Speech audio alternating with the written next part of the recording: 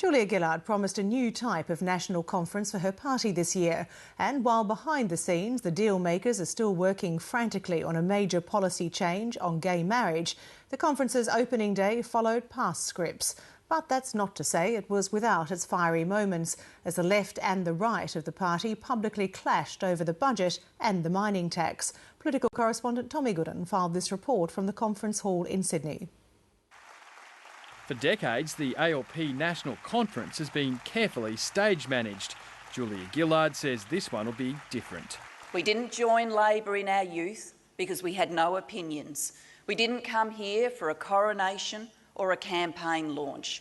We came here for debates. We came here for surprises. But the Prime Minister nonetheless followed the form of past leaders at the triennial event by telegraphing Labor's lines for the next election campaign. Labor says yes to Australia's future. The government's been portraying Tony Abbott as the Dr. No of politics after his threat to rescind the carbon tax and the mining tax. We govern for growth by saying yes. Yes to the skills, yes to infrastructure, yes to keeping the doors of trade open, to walking the reform road in government every day. The conference literally followed the traditional script in other ways too. Thank you, Comrade Chair, Comrade Delegates. Sorry, comrades. I don't agree with you on some issues, comrade. But even the disagreements served a political purpose. Don't agree with Wayne on every issue, but I have to say to you, when you look at what Wayne Swan has done compared to that lazy, gutless treasurer that we had for 11 and a half years, Peter Costello, Wayne Swan is the best treasurer we've ever had. But the left is uncomfortable with the world's best treasurer's plan for a surplus at all costs. We should never have a fetish for a surplus. You know, we should say that if jobs are in trouble, if our communities are in trouble and our people are in trouble, we look after them. I do not believe this government has a fetish for a surplus merely to prove that Joe Hockey and those pretenders opposite can never add up. It is a fundamental part of our economic strategy.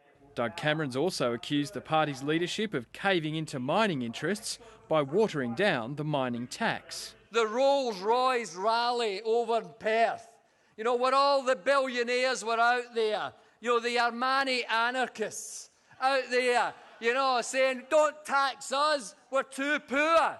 And yet you went around behind the rally and the Rolls-Royce, the BMWs and the Mercs were lined up to take them back to their mansions. The senator called for the mining tax to be widened next year, and that angered the party's West Australian contingent. The Labor Party in Western Australia as well, and you owe that Labor Party in Western Australia some degree of collegiate support. The Western Australian opposition leader echoed the position of the state's Liberal Premier on the issue of state mining royalties, which Julia Gillard wants to limit. It might be a matter of some surprise to you, but constitutionally and legally, the minerals under the West Australian soil belong to the people of Western Australia. That's what federation means. That's what federation means. And I want to say to you, no WA Labor politician will ever agree to giving up our right to charge royalties. But in terms of defiance and real debate, these issues were more hot air than substance.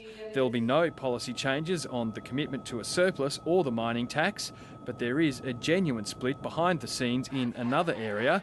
A well-organised campaign by the pro-marriage rights lobby is hitting the mark and could force an unexpected change in the party's platform on gay marriage. There is nothing as persistent as the desire for equality and the desire and aspiration for fairness. There is nothing as persistent as that.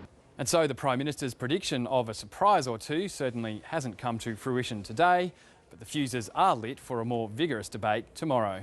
Tom Iggulden, Late Line.